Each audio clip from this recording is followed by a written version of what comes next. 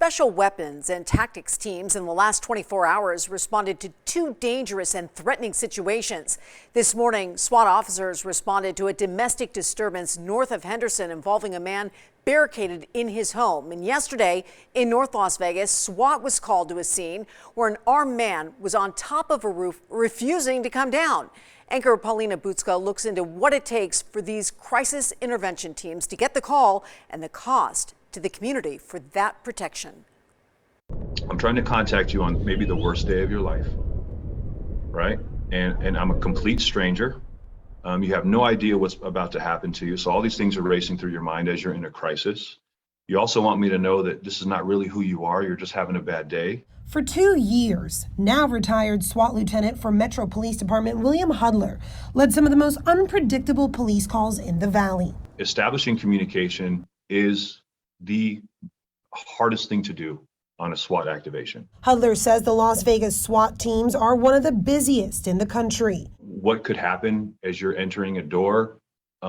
We can talk about that for 5 hours, right? I mean, it's the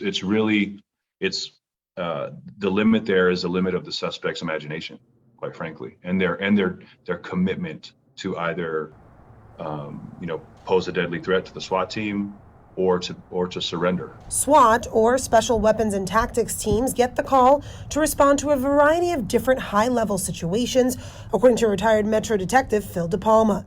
They're experts. They're experts in serving search warrants and dealing with people that are they're barricaded. When patrol officers who respond to an emergency don't have the ability to even be close enough to someone to communicate with them, that's when the SWAT team has to come.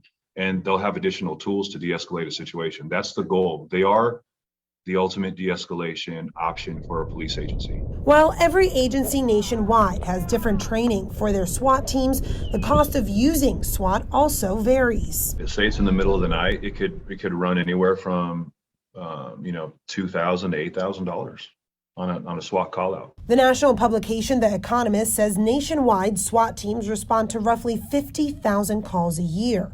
According to Hudler, in 2019, Metro SWAT teams responded to 360 search warrants, 60 barricades, 8 hostage rescues, and 1 active shooter. The magic on any SWAT operation is to establish two-way communication.